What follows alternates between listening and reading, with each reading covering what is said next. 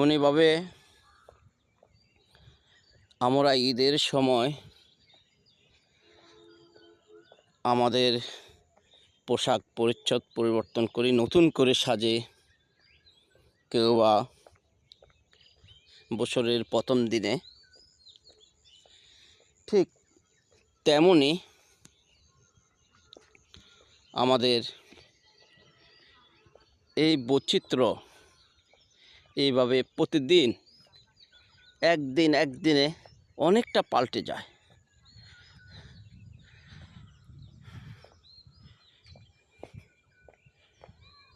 ফাগুন চলে আসছে, কিন্তু আমাদের এদিকে এখন আর শিমুল গাছ দেখা যায় না। তবে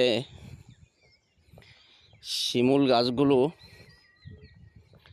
আমরা সরাসরি দেখতে পাচ্ছি না। তখনই দেখা যায় যখন ফাগুন আসে। শিমুল গাছগুলো তখন উঁকি মেরে হাতছানি দেয়, আর কাকেরা ওই ফুল খাওয়ার জন্য